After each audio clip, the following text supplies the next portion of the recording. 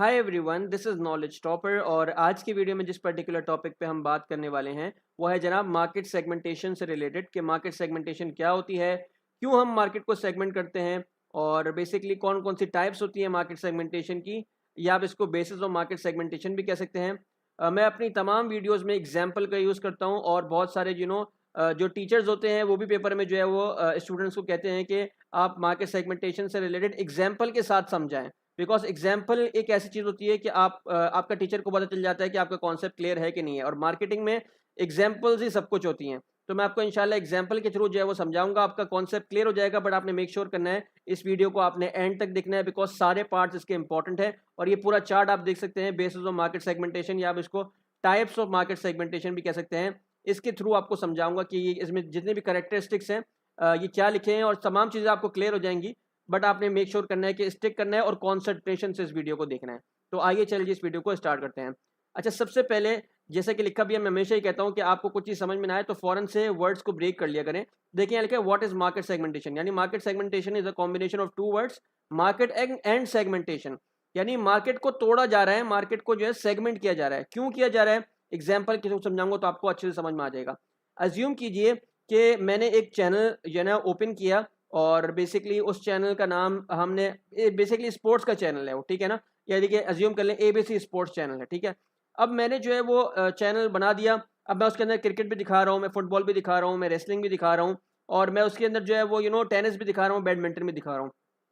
अब मैं ये देखता हूँ कि यार जब मैं क्रिकेट लाइव मैच दिखाता हूँ उसके अंदर, तो मेरी व्यूवरशिप एक स्पेसिफिक कंट्री से जो है वो बहुत ज़्यादा बढ़ जाती है। और जब मैं फुटबॉल दिखाता हूं तो एक दूसरे कंट्री से उसकी बहुत ज़्यादा व्यूअरशिप बन जाती है। या अगर मैं कभी बैडमिंटन या टेनिस दिखाता हूं तो बहुत लो व्यूअरशिप रहती है उसकी। तो मैं कहता हूं यार ये ऐसा क्या मतलब करूं कि मैं जो है वो अपने व्यूअर को हर वक्त ही अपने चैनल के ऊपर इंगेज रखूं, ठीक है ना, मेरी व्यूअरशिप हर वक्त ज़्यादा है। तो जब क्रिकेट मैच नहीं होता या फुटबॉल मैच नहीं होता तो मेरे जो है वो बिल्कुल काम ठंडा पड़ा होता है, यानी कि मेरा जो व्यूअर है वो होता ही नहीं है, बहुत कम व्यूअर्स होते हैं। तो मैंने क्या किया, मैंने एक बेसिकली मैंने कहा एक काम करता हूं मैं, जब मेरे जो व्यूअर्स हैं उनको क्रिकेट और फुटबॉल ही अच्छा लगता है तो व्हाई नॉट कि मैं क्रिकेट और फुटबॉल का एक अलग चैनल बना दूं। That is called market segmentation. यानी कि आपने अपनी एक मार्केट देखी जो स्पोर्ट्स की मार्केट थी, उसमें से आपने डिफरेंट डिफरेंट लोगों के इंटरेस्ट को अलग अलग करके निकाल दिया। जो फुटबॉल वाले हैं उनके लिए आपने फुटबॉल का चैनल बना दिया, लेट से आपने बोला एबीसी फुटबॉल, और आपने क्रिकेट का चैनल अलग बना दिया, आपने कहा जी एबीसी क्रिकेट, ठीक है। तो अब जिसको क्रिकेट देखना है अब वो हाईलाइट्स भी देखेगा, जिसका इंटरेस्ट है, जैसी बात है, और आपकी व्यूअरशिप भी बढ़ेगी, ठीक है ना। एज कम्पेयर टू अगर आप उस टाइम पे जो है वो आपने रेसलिंग लगा दिया, आपने बैडमिंटन लगा दिया अपने स्पोर्ट्स चैनल पे, तो वो तो नहीं देखेगा ना। अब अगर आपने अलग से चैनल बना दिया है तो अब उसको जब मर्जी आएगी वो देखेगा, आपकी व्यूअरशिप जो है वो बढ़ेगी। आप बजाय इसके कि एक स्पेसिफिक मैच दिखा रहे हैं उसके फौरन बाद आपको डोमेस्टिक मैच लगा दें, ठीक है ना। तो आपने जो क्रिकेट का लवर है वो उसको आप क्रिकेट ही दिखा रहे हैं बार बार, फुटबॉल का जो लवर है आप उसको फुटबॉल ही दिखा रहे हैं बार बार। तो इस तरीके से आप क्या करते हैं, लोगों के इंटरेस्ट को देखते हैं और उसकी बेसिस पे आप अपनी मार्केट को तोड़ के सेगमेंट कर देते हैं।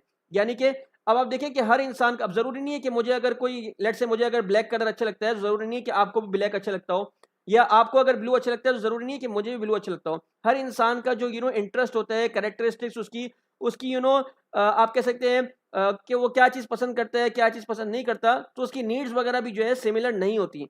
तो हम क्या करते हैं, हम जो है मार्केट को सेगमेंट करते हैं। अब ये तो मैंने आपको एग्जाम्पल के थ्रू समझा दिया, ठीक है ना। अब देखें हम अगर रियलिस्टिक वर्ल्ड की बात करते हैं, हम यहाँ पर आ जाते हैं, हम एक और एग्जाम्पल लेते हैं। लेट्स से कि मैंने एक परफ्यूम जो है वो निकाला, ठीक है। और आपको पता है आजकल डिजिटल मार्केटिंग का दौर है, तो हम मैंने वैसे 2 साल पहले एक वीडियो बनाई थी मार्केट सेगमेंटेशन पे, पहले ऑलरेडी 2 से 3 साल पहले। वो भी अभी भी इस चैनल के ऊपर अपलोडेड है। लेकिन क्योंकि आप देखें अब कि वक्त के साथ साथ चीज़ें अपग्रेड हो रही हैं, अब ज़्यादातर फोकस फेसबुक मार्केटिंग में आ गया, इंस्टाग्राम मार्केटिंग आ गया, और दूसरे सोशल मीडिया प्लेटफॉर्म के अंदर। तो हम अब अगर बात करते हैं आजकल के वर्ल्ड में डिजिटल मार्केटिंग के अंदर, लेट्स से कि अगर मैंने एक परफ्यूम निकाला तो अब जाहिर सी बात है मुझे उसको मार्केट भी करना है, ठीक है। अब मैंने क्या किया, मैंने प्रोडक्ट बना लिया, परफ्यूम बना लिया, ठीक है ना। अब मैंने फेसबुक पे जाके ऐड प्लेस कर दिया, मैंने बोला भाई ऐसे ही उसको मैंने ऐड को प्लेस कर दिया कि भाई मेरा बजट है लेट से $1000 का, और तुम जो है वो ऐड लगा दो। अब मैंने उसके अंदर मैन को भी शामिल कर लिया, मैंने वुमेन को भी शामिल कर लिया। मैंने टारगेट कर दिया कि भाई 5 साल से लेके 65 साल तक के जो लोग हैं उनको जो है टारगेट कर दिया मैंने, जो कि बाय डिफॉल्ट फेसबुक पे लगा हुआ था, ठीक है। मैंने तमाम लोग जो भी जिनका इंटरेस्ट है कुछ भी है वो उसको टारगेट करके, मैंने टारगेट तो किया नहीं, बस मैंने बाय डिफॉल्ट उसको जो है वो डाल दिया एडवर्टीजमेंट करने के लिए।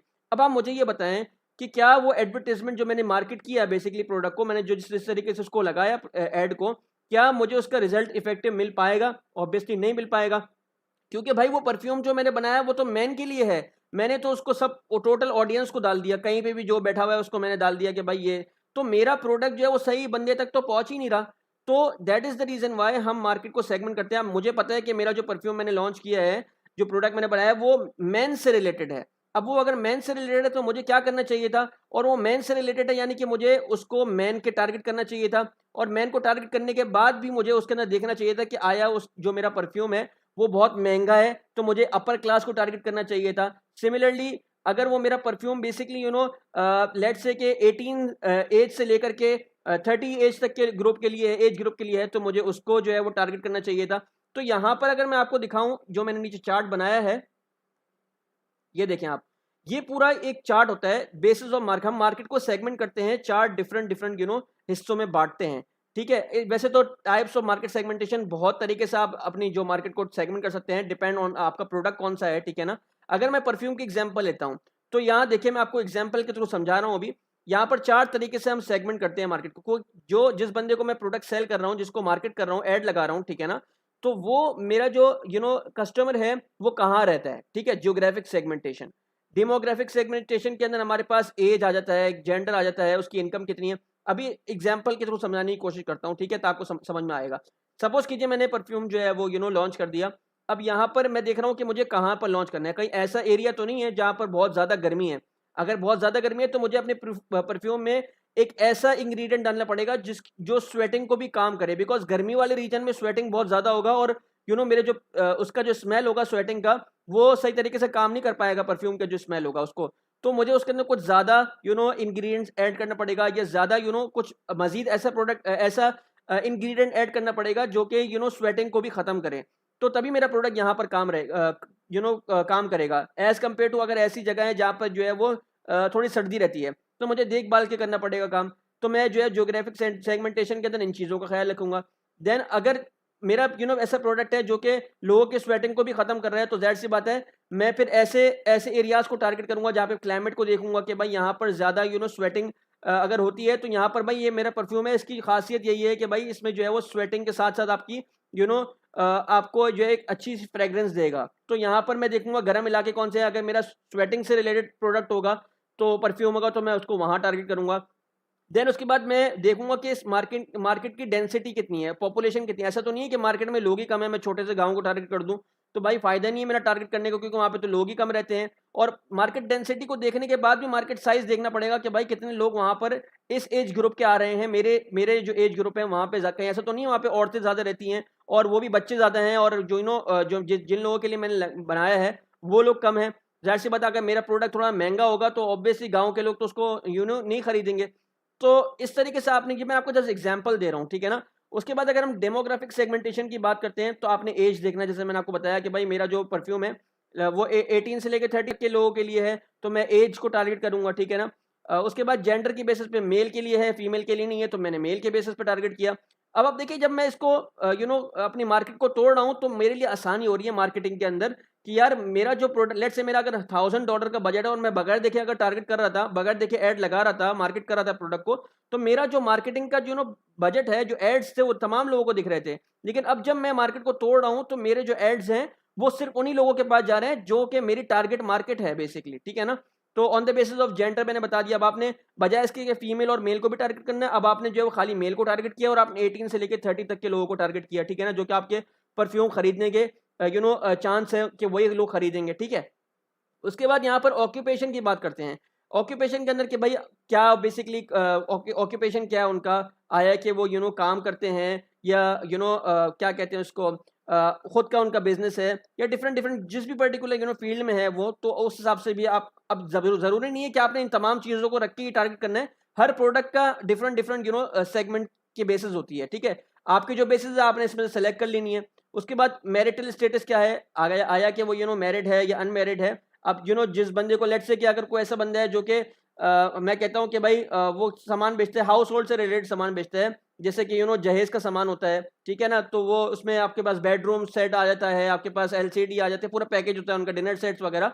तो वो लोग जो फिर इस मैरिटल स्टेटस को बेस करके टारगेट करेंगे लोगों को, ठीक है। उसके बाद सोशल क्लास की बात की, सोशल क्लास कौन सी है, उसकी सोसाइटी के अंदर क्लास क्या रखता है, अपर मिडिल क्लास है, वर्किंग है बेसिकली, या लोअर मिडिल क्लास है, या मिडिल क्लास है, जो भी है एक्स वाई जेड, तो उसकी बेसिस पे आप इसको टारगेट करेंगे।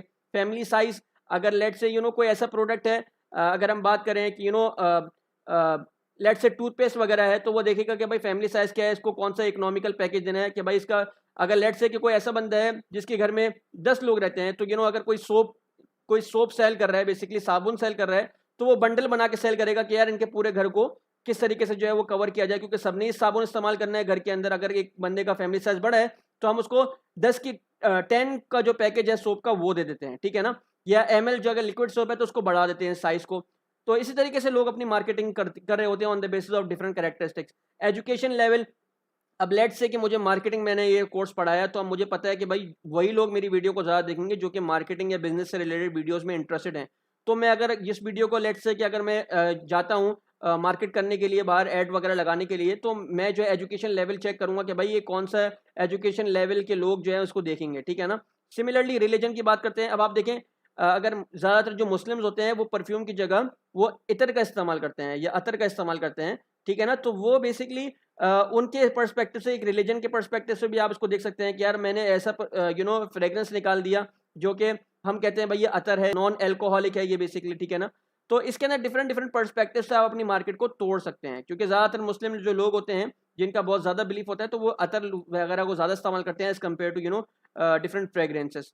अच्छा, उसके बाद यहाँ पे साइकोग्राफिक सेगमेंटेशन। साइकोग्राफिक सेगमेंटेशन के अंदर आपकी खुद की आपके खुद की बारे में जो है वो लोग देखते हैं कि यार आपका लाइफस्टाइल कैसा है, आप ब्रांड कॉन्शियस तो नहीं है, आपकी पर्सनैलिटी किस तरह की है, ठीक है ना।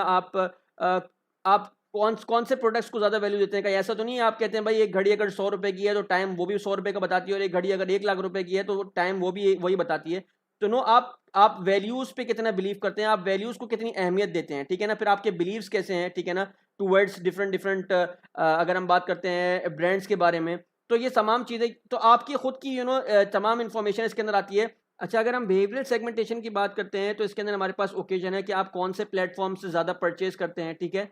तो ये बेसिकली आपके बिहेवियर को रीड करता है, ठीक है। आपका इंटरेस्ट कौन से वीडियोस के अंदर आ रहा है, या आप कोई अगर ऐड दिख रहे हैं तो उसको ओपन करके देख रहे हैं कि नहीं कर रहे हैं, आपने लास्ट में कौन से प्रोडक्ट को परचेज किया था, कौन से प्लेटफॉर्म से किया था, तो ये ओकेजन देखता है बेसिकली। अच्छा, बेनिफिट्स देखते हैं आप प्रोडक्ट में, या आप ऐसे ही प्रोडक्ट को परचेज कर लेते हैं, ये भी देखा जाता है। यूजर स्टेटस क्या है आपका, आया क्या आप फ्रीक्वेंटली परचेज कर रहे हैं प्रोडक्ट्स, या आप कभी सेल लग जाती है तो आप सेल परचेज करते हैं। तो ये तमाम चीज़ें जो है वो, या आपने कितने टाइम पहले जो है वो परचेज किया था प्रोडक्ट, कितनी क्वांटिटी में परचेज करते हैं आप, आपका रेडनेस लेवल क्या है, यानी कि आप फॉरेन से प्रोडक्ट को परचेज करते हैं या बहुत इन्फॉर्मेशन गैदर करते हैं। लॉयल्टी स्टेटस क्या है, आप क्या बहुत ज़्यादा ब्रांड कॉन्शियस हैं कि यार मैंने जो है वो ये पर्टिकुलर ब्रांड को जो है वो, या किसी पर्टिकुलर एक ब्रांड की तरफ लॉयल हैं आप, ठीक है। तो उस अगर वो नया ब्रांड है, तो अगर लेट से कि मेरा कोई नया परफ्यूम का ब्रांड है, तो मैं देखता हूँ कि यार आप बहुत ज़्यादा अगर ब्रांड आपकी लॉयल्टी है, तो मैं किस तरीके से आपको जो है वो टारगेट करूँ, आपको मैं डिफरेंट डिफरेंट ऑफर्स निकाल सकता हूँ, मैं आपको फ्री सैंपल दे सकता हूँ, ठीक है ना। इसी तरीके से एटीट्यूड क्या है आपका। तो इन तमाम चीज़ों को हम लेके, इसके अलावा भी बहुत सारी ऐसी चीज़ें होती हैं जिसकी बेसिस पे हम मार्केट को सेगमेंट कर रहे होते हैं। आई होप आपको मैंने जितनी भी चीज़ें समझाई हैं आपको क्लियर होंगी। पार्ट है तो मैं आपको वो समझा देता हूँ। जैसे कि लिखा है, market segmentation is the process of dividing a larger market into smaller more defined groups of consumers with similar needs, interest और कैरेक्टरिस्टिक्स। जैसे कि लिखा हुआ भी है कि एक बड़ी मार्केट को तोड़ते हैं और उन बड़ी मार्केट में से मुख्तलिफ लोग जो जिनका इंटरेस्ट या जिनका नीड या जिनका कैरेक्टरिस्टिक सेम होता है, उनको डिफरेंट डिफरेंट ग्रुप में अलग अलग करके बांट देते हैं, ठीक है। लेट्स से कि मैंने अभी आपको बताया कि 5 एक ग्रुप है, लेट्स से कि 100 पीपल का एक ग्रुप है, ठीक है। हमने जो है वो 25 ऐसे लोगों को अलग कर दिया जिनका सिमिलर इंटरेस्ट था, 25 को अलग कर दिया, 25 को अलग कर दिया, 25 को अलग कर दिया। दैट मीन्स कि हमारे पास जो है वो 4 ग्रुप्स डिफरेंट निकल के आ गए। अगर हम अपने क्रिकेट चैनल वाले एग्जांपल को लेके ही चलें, जैसे कि मैंने आपको बताया भी था कि एक स्पोर्ट्स चैनल है, उसमें डिफरेंट डिफरेंट लोग हम डिफरेंट डिफरेंट गेम्स जो स्पोर्ट्स जो है वो बेसिकली हम शो करते हैं। तो हमको पता चलता है कि यार क्रिकेट और फुटबॉल से ज़्यादा व्यूअरशिप आती है। तो हम लेट से कि अगर मेरे 100 व्यूअर्स हैं, तो 100 में से मुझे पता चलता है कि यार 55 लोग जो है वो क्रिकेट को देखना पसंद करते हैं, 35 फुटबॉल को देखना पसंद करते हैं, और बाकी जितने भी रिमेनिंग स्पोर्ट्स को देखते हैं। तो मैंने क्या किया, मैंने अपने जो क्रिकेट वाले जो लोग मुझे देखते थे, उनको मैंने क्रिकेट वाले जो व्यूवर्स थे उनका ग्रुप अलग बना के उनको एक नया चैनल दे दिया कि भाई आप ये एबीसी क्रिकेट के नाम से चैनल बना दिए, आप इस पे क्रिकेट देखो। इस फुटबॉल वालों को देखा मैंने कि भाई एबीसी फुटबॉल बना दिया, आप यहाँ जाके फुटबॉल देखो। बाकी जो डिफरेंट स्पोर्ट्स वाले थे उनका जो एक मार्केट का शेयर था वो वैसे ही कम था, तो मैंने बोला चलो भाई तुम अपने टाइम से जो भी तुमको नजर आ रहा है तुम वो देखते रहो, ठीक है। तो इस तरीके से मैंने जो है वो मार्केट को सेगमेंट किया। उसके बाद अगर बात करें, the goal of market segmentation is to identify distinct groups of consumers who are likely to respond differently to marketing efforts and to tailor marketing strategies and messages to each group. Basically जो market segmentation का एक purpose है वो है यही कि आपने different जो बेसिकली लोग हैं जो कि अब मैंने जैसे स्टार्टिंग में आपको एग्जांपल दिया था कि भाई अगर मैं ऐसे ही बिना देखे जो है वो मार्केट अपने प्रोडक्ट को परफ्यूम को मार्केट कर दूं विदाउट नोइंग कि मेरा प्रोडक्ट प्रोडक्ट किसके पास जा रहा है, कौन परचेज करेगा, फीमेल को भी मैं टारगेट कर रहा हूँ, मेल को भी कर रहा हूँ, हर तरह के एज के ग्रुप को कर रहा हूँ, हर तरह के इंटरेस्ट के लोगों को कर रहा हूँ। तो मार्केट सेगमेंटेशन का पर्पस यही है कि आपने अपनी मार्केटिंग एफर्ट्स को, अपनी मार्केटिंग स्ट्रेटजीज को यूज करते हुए उन लोगों तक अपने प्रोडक्ट को पहुंचाना है जो कि आपके प्रोडक्ट को परचेज करने में इंटरेस्टेड हैं, ठीक है ना, एज कंपेयर टू आपने तमाम लोगों को नहीं डालना। यानी अब देखिए इसमें प्रोडक्ट भी डिफरेंट होते हैं, मैंने डिफरेंशिएटेड और अनडिफरेंशिएटेड मार्केटिंग पढ़ाया है स्ट्रेटजीज के बारे में। तो एक ऐसा प्रोडक्ट है, लेट्स से कि एक टूथपेस्ट है, ठीक है। अब वो टूथपेस्ट ऐसा है कि उसमें जो है वो हर बंदा उसको इस्तेमाल कर सकता है, तो भाई वो तो मैं आंखें बंद करके टारगेट कर सकता हूँ मार्केट को, यानी कि वो है अनडिफरेंशिएटेड मार्केटिंग स्ट्रेटजी। लेकिन अगर डिफरेंशिएटेड की बात करते हैं तो अब लेट्स से कि मैं ऐसा प्रोडक्ट टूथपेस्ट जो कि बच्चों के लिए अलग आता है, बड़ों के लिए अलग आता है, एज कम डिफरेंट डिफरेंट लोगों के लिए है, बूढ़ों के लिए अलग आता है। अब किसी को दाढ़ में दर्द होता है तो उसके लिए जो है मैं अगर सेंसिटिव वाला है तो उसको इस्तेमाल करता हूँ, ठीक है। हर्बल बच्चों के लिए आता है तो मैं हर्बल बच्चों के लिए इस्तेमाल करता हूँ। तो इसमें क्या होता है, फिर मैं डिफरेंट डिफरेंट जब मेरे टूथपेस्ट अलग होंगे, यानी कि मेरा जो एक बच्चों के लिए अलग है, बड़ों के लिए अलग है, और बूढ़े लोगों के लिए अलग है, और यंगस्टर्स के अलग है जो स्मोक करते हैं। तो अब मैं फिर उसको मार्केट को उस तरीके से तोड़ूंगा और उस तरीके से ऐड करूंगा प्रोडक्ट को, अपने मार्केट करूंगा प्रोडक्ट को, ठीक है ना।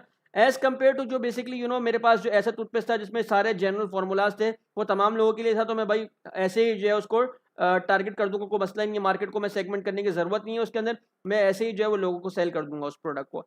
तो यहाँ पर मार्केटिंग के अंदर जो है वो डिफरेंशिएटेड और अनडिफरेंशिएटेड का बहुत बड़ा एलिमेंट आता है, ठीक है। उसके बाद by targeting specific market segments businesses can increase their chances of success by creating more effective and efficient marketing campaigns that are better suited to the needs and preferences of each group. वही बात आ गई, देखिए ये जो market segment आप कर रहे हैं इससे आपकी मार्केटिंग कॉस्ट जो है सेव हो रही है। अगर मैंने $1000 का मेरा बजट था मार्केटिंग का फेसबुक के ऊपर, तो जाहिर सी बात है अगर मैंने बगैर देखे टारगेट कर दिया तो मेरे $1000 में से हार्डली कोई $100 के जो मेरी कॉस्ट होगी जो कि सही तरीके से जाके उन लोगों के पास जाएगी।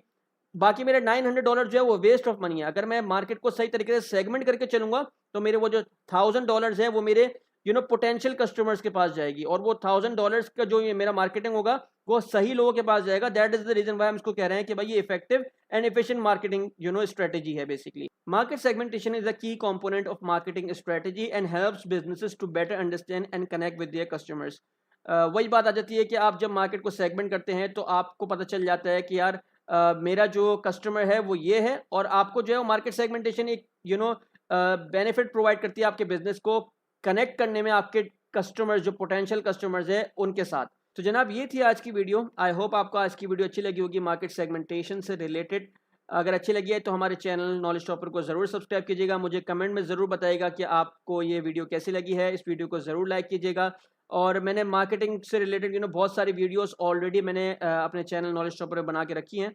पूरा एक प्लेलिस्ट है उसका, तो मैं इसी पर्टिकुलर वीडियो के डिस्क्रिप्शन में उसका प्लेलिस्ट भी डाल दूंगा, अगर आप चाहें तो देख भी सकते हैं वहाँ जाके। बहुत सारे और मजीद मार्केटिंग से रिलेटेड डिफरेंट वीडियोस लेक्चर्स हैं, और जो आपके लिए काफ़ी हेल्पफुल होंगे। इसी तरीके से मैंने एग्जाम्पल के थ्रू जो है समझाया हुआ है उन वीडियोज़ में। तो जनाब ये थी आज की वीडियो, अपना बहुत ख्याल रखिएगा। मोर इंपॉर्टेंटली मुझे दुआओं में ज़रूर याद रखिएगा।